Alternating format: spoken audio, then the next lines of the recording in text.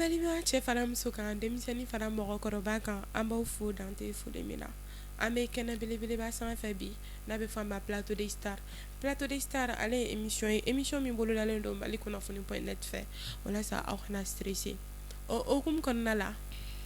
ani an ka denmisɛnnin dɔ bɛ ɲɔgɔn bolo bi nin ye bɛɛ kabakoya dɛ wa a kuma kɛra fɛnɛ an ka réseaux sociaux sanfɛ tellement que mɔgɔw kabakoyara donc an ye wele lase a ma a nana an ka wele jaabi a yɛrɛ bi yan nɔ an tɛ kuma janya bilen an bɛna kuma da a ma Bavier, ça va? Ça va. Kan jumɛn de b'i da? Kan foyi tɛ i bɛ se k'i tɔgɔ yɛrɛ yɛrɛ ni jamu fɔ an ye? Awɔ. Ne tɔgɔ Mamadu Sisoko. N tɔgɔ Mamadu Sisoko. San joli de bɛ e bolo?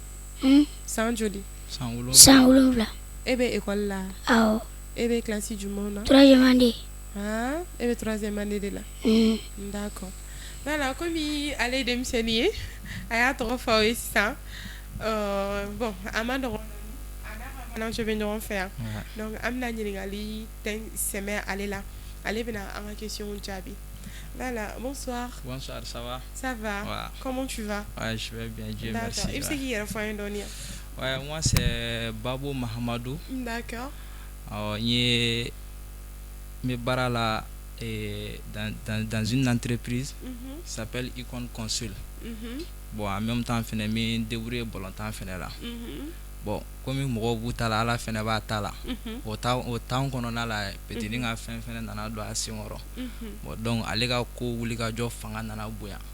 Donc, obligé à quand désintéressé à bon, na activité nous na pour que ça soit tout aller au coach comme là, pour que ça soit sans sort. Ouais. Fabienne sera là. Ouais. Ah mais faire donc. Bavier est là. Est-ce qu'il y avait donc leader? Non, à te donner leader. À te donner leader. Mais c'est donc leader. Mais avait à débrouiller donner. Avait à débrouiller donner leader. Mais avait instrument de maîtriser. Ouais, genre avait instrument chama maîtriser. À l'âge de 7 ans. À l'âge de 7 ans. Ah voilà voilà ngame. Avait instrument chama maîtriser. Comme il a un instrument principal yere oui Jimmy Flana oui batterie Savana oui balani bon abe tonunu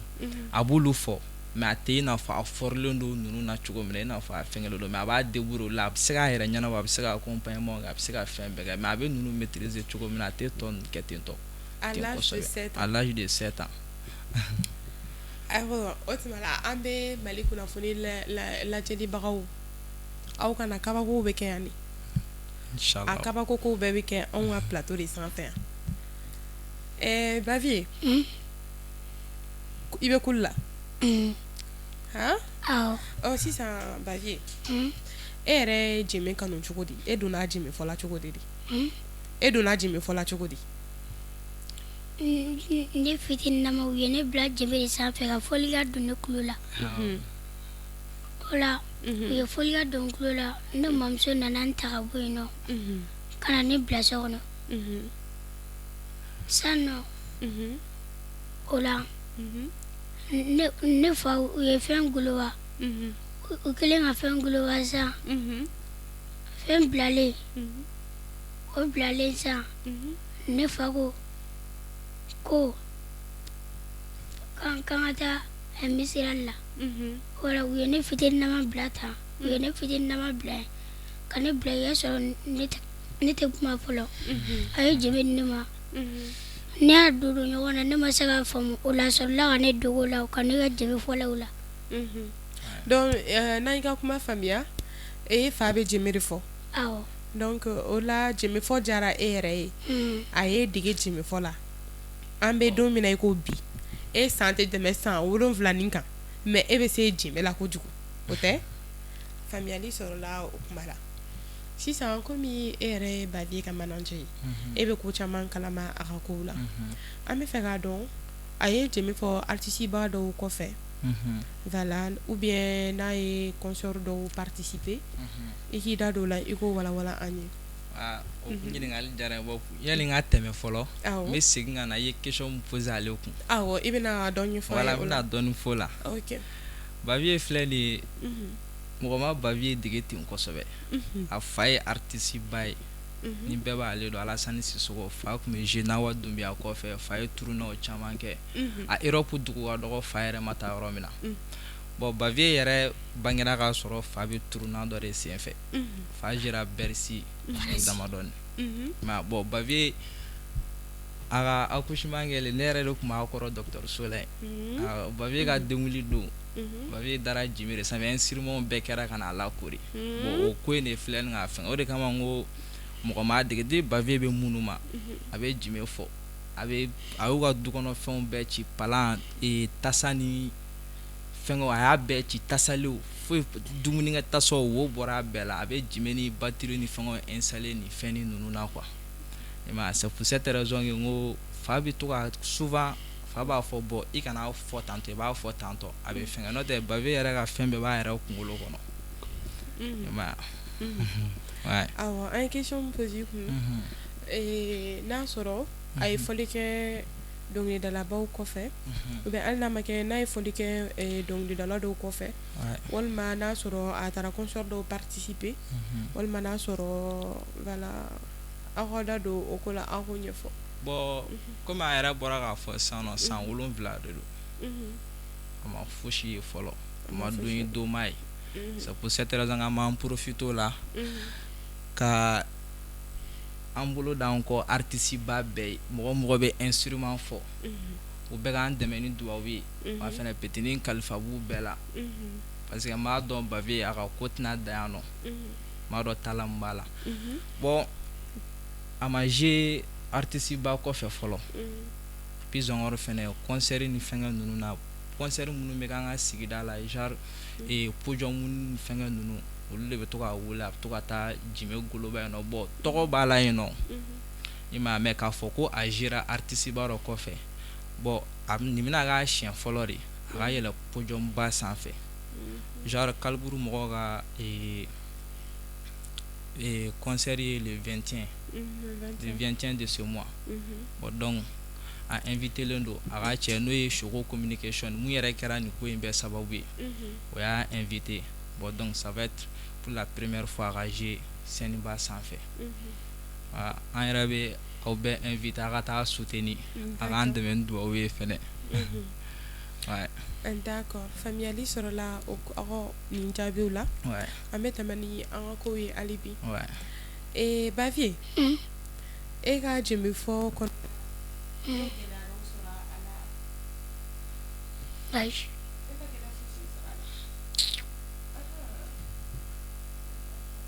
voilà bavier i yɛrɛ a fɔ k'i donna dɔnkilida la à l'âge de 7 ans ayi i ko depuis i bangedon i lasigira jɛnbɛ sanfɛ e ka jɛnbɛ fɔ nana tentɔ de parce que e yɛrɛ fa tun ye jɛnbɛ fɔla ba ye n bɛ fɛ k'a dɔn e ye gɛlɛya dɔw sɔrɔ i ka jɛnbɛ fɔ kɔnɔna la ayi e ma gɛlɛya foyi sɔrɔ an bɛna i ka manager yɛrɛ fɛ yen bavier ma gɛlɛyaw sɔrɔ a kɔnɔna la bon komi n y'a f'i ɲɛna cogo min na denmisɛnnin fitinin don hali n'a ye gɛlɛya sɔrɔ a t'a jate quoi voilà bon actuellement ne yɛrɛ de bɛ ka gɛlɛya sɔrɔ parce que nin ko ninnu yɛrɛ bɛɛ daminɛla pour que bavier ka afficher nin cogo ninnu bɛɛ la tan bon donc a yɛrɛ de tun bɛ wuli diɲɛ don o don fo n'o kɛra a ka gɛlɛya ye tile kɔrɔ ka bɔ fɛ yen nɔ ka taa ne fo ne nɔfɛ ko fo ne ka n'a filmer mun ko la a bɛ 2 mois bɔ yanni ne ka accepter k'e ka to ka n'ale filmer ko ne k'ale filmer quoi ko pour que ko k'a jira parce que k'ale ɲɛ bɛ dɔw la fɔli la ko walayi k'ale bɛ se n'olu ye bon genre a tun bɛ to k'o kuma ninnu fɔ ne bon ne yɛrɛ nan'a ye ne bɛ to ka n to an ka so k'a fɔli kan mɛn bon donc n ko munna n ko a mago bɛ mun na n t'o k'a ye fo n'a kɛra o gɛlɛya ye quoi bon donc an yɛrɛ bɛ ka gɛlɛya mun sɔrɔ komi n'i y'a ye nin cogo in na tan écran kɔfɛ mɔgɔ caman b'a fɔ ko ne yɛrɛ quoi o bɛ ne yɛrɛ clasher quoi ko ne bɛ ka taa pygmée de bila jimi kɔfɛ pygmée mɔgɔ denmisɛnnin mɔgɔkɔrɔba quoi n'o tɛ ko nin tɛ san 7 parce que k'a bɛ ka fɔli mun kɛ k'a a tɛ se quoi i b'a bɔ ne yɛrɛ yanni nin ko ninnu bɛɛ ka fɛn an ye da caman kunko bon ne ma solution sɔrɔ forfait jenina fɛn bɛɛ bitigitigi minnu yɛrɛ ka juru bɛ ne la an ka sigida la yen nɔ ala dɔrɔn de b'a dɔn tellement que petit nga vidéo envoyé ama envoyé do ma fama envoyé do mo ba lajɛ dɔrɔn u bɛ tɛmɛ ne yɛrɛ b'a envoyé ngu ka a bila u ka statut kan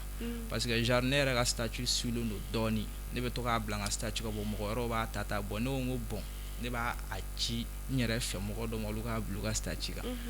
bon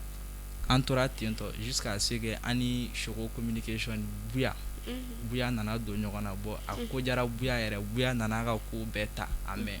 Buya b'a ka fɛnw publier a b'a ka fɛnw bɛɛ kɛ parce que ale ye publicateur cɛjugu de yɛrɛ a bɛ se non a ka fɛnkɛ kabako don i m'a ye a ka fɛn sulen don trop bon ale nana fɛnkɛ mɔgɔw commencera ka n'a lakodɔn bon kuma ni fɛngɛw cayara k'a bɛ ekɔli la dɔw ko k'a tɛ ekɔli la u yɛrɛ bɛ Buya yɛrɛ dɔgɔya kuma bɛɛ k'u ka denmisɛnninw bila ka taa ekɔli la fo jusqu'à ce que un jour a yɛrɛ wulila ka interview kɛ o mɔgɔ ninnu kama parce que a mana jama mana kɛ cogo cogo dɔw bɛ u b'a faamu dɔw bɛ u t'a faamu a tɛ don dɔw yɛrɛ de kunkolo fɛ u bɛ to kɔrɔmatigɛli ni manamanakan fɔ ni fɛngɛw la donc k'o kɛra ten tɔ ainsi de suite fo aw yɛrɛ filɛ ni ka n'an wele bi d'accord ouais Bavier e bɛ école la i ko k'i bɛ école la yɔrɔ e bɛ kalan kɛ e bɛ moyenne joli ɲɔgɔn sɔrɔ e bɛ moyenne hakɛ joli sɔrɔ ne ye 20 sɔrɔ ne ye 20 sɔrɔ e ye 20 sɔrɔ o kɛra Bavier problème t'a la n'i ko k'i ye 20 sɔrɔ sa o ɲɛna e bɛ leçon ta jɛmɛ fɔ ni e ka dɔnkilida tɛ e ka kalan tɛ ɲɔgɔn tiɲɛ e bɛ se ka kalan kɛ en même temps e bɛ jɛmɛ dumuni fɔ ni don tɛ kalan ne bɛ jɛmɛ fɔ dɔn mais ni don min bɛ kalan ne tɛ jɛmɛ fɔ dɛ e bɛ taa école la d'accord ayiwa ne lajɛlibagaw ne hakili la u bɔra ka kuma minnu fɔ aw ye faamuyaliba sɔrɔ a la a ka manager bɔra k'a fɔ ko Bavier ye denmisɛnnin nka denmisɛnnin min don a mago bɛ dɛmɛba la o tɛ voilà donc ko mɔgɔ fɛn fɛn bɛ se ka Bavier dɛmɛ cogo min na k'u bɛ welewelekan lase aw ma dɛmɛ man dɔgɔ siga t'o la voilà mɔgɔ fɛn fɛn bɛ se ka ko dɔ kɛ cogo min na Bavier jɛmɛ ka di Bavier donc a bɛ welelikan lase aw bɛɛ ma aw bɛ se ka dɛmɛ sira fɛ fɛn fɛn kulo b'aw na aw bɛ se ka Bavier dɛmɛ cogo min na bɛɛ ka a dɛmɛ ten tɔ an bɛ continuer ni ko ye hali bi Bavier e ko k'e bɛ se jɛmɛ fɔ la jɛmɛ bɛ an bolo yan nɔ i yɛrɛ nana i nɔfɛ awɔ sisan i bɛ jɛmɛ ta ka prévu bɔ k'o yira an na awɔ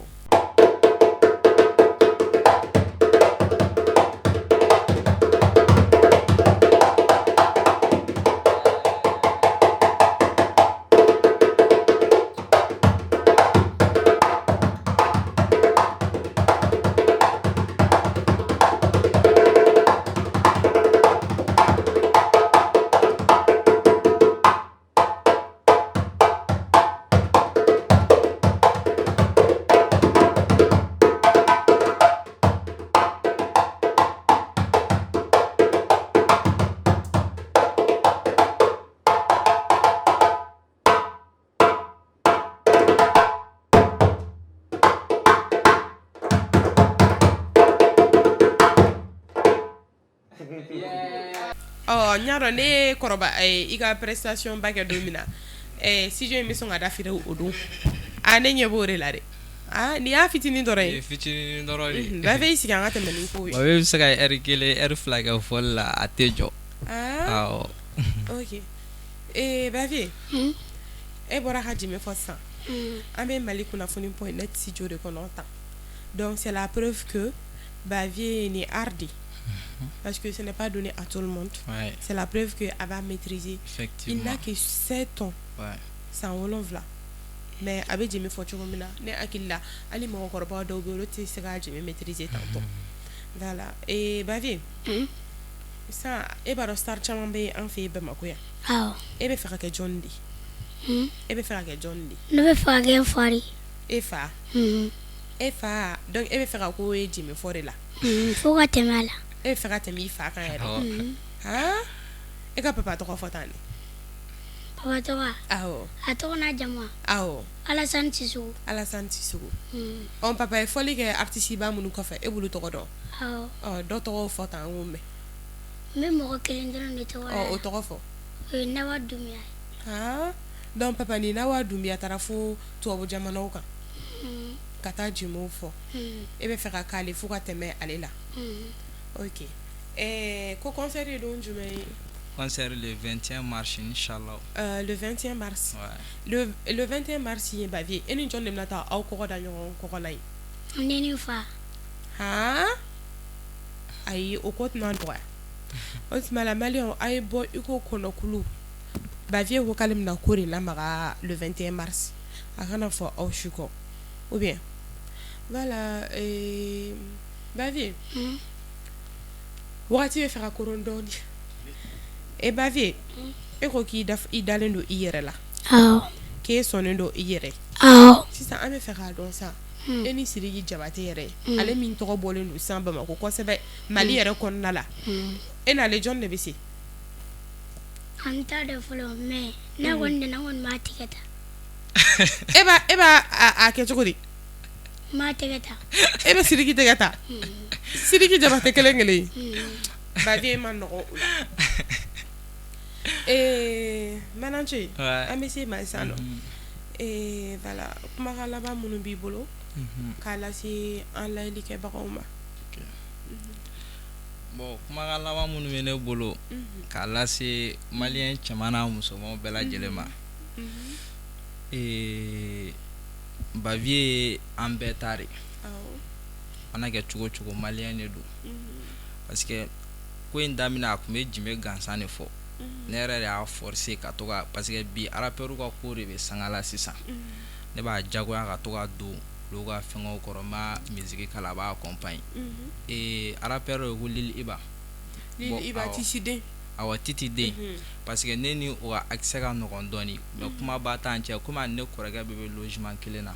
n y'a essayer k'a koron pour que a wo kanu a wo ka sɔn ni o fɛngɛw je mais Siriki Jabate o de ka ko balila ka don a kunkolo kɔnɔ tu vois bon donc a ka rêve de ko Siriki Jabate ye Mali ta k'a dan yɔrɔ yɔrɔ k'ale bɛ fɛ ka tɛmɛ n'a ye yen bɛɛ la bon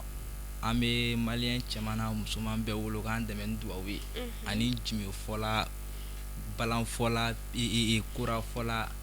petini a kalifa b'u bɛɛ la halisa u ka dugawu k'a ye Ala ka sijan ni kɛnɛya d'a ma bon Mali a ka taa ni Mali ye au delà des frontières tu vois diɲɛ bɛɛ ka Mali dɔn Mali ka ariw la jimew tel que jime n'a fɔ balani ninnu an bɛ foli belebeleba d'a yɛrɛ fa n'a ba ma parce que n'i y'a mɛn bavier yɛrɛ siran k'aw sɔnna a ka tugu ne kɔ effectivement bon n'olu tun tɛ n'olu ma sɔn an tɛna yan sɔrɔ voilà foli belebeleba bɛ d'olu yɛrɛ fɛnɛ ma bavier an bɛna tɔgɔ kura da i la an ka studio kɔnɔ Jinɛ o tɔgɔ ka di Jinɛ sisan kumakan laban jumɛn bɛ e bolo ka a ɲɛsin an filɛbagaw ma nin wagati in na ne bɛ fɛ maliyɛn cɛman n'a musoman an bɛɛ ka ɲɔgɔn sɔrɔ verse marché la o ka bɔ i n'a fɔ kɔnɔkulu an ka ɲɔgɔn sɔrɔ yen ne Siriki Jabate u bɛ kɛ n seere Sirikiba ayiwa ni nin émission in bila k'a bɛ t'i tɛgɛ ta yen nɔ i k'i labɛn de awɔ bavier continue o filanan ye jɔn ye filanan Siriki Jabate fɔlɔ ye jɔn ye o ye papa yɛrɛ ye a ko tɛna nɔgɔya ayi ko nin y'a dan de ne yɛrɛ kuma tɛ ne yɛrɛ da kɔnɔ tellement que bavier yɛrɛ ye ne yɛrɛ impressionné yan cogo min na ayiwa an lamɛnibagaw wagati korona ayiwa ni bɛ dan sigi kɛ bi an ni bavier n'a ka manager ka plateau la bi an b'aw fo dan tɛ foli min na et puis an b'a fɔ a ye tuguni aw k'an bɛ diɲɛ waati wɛrɛ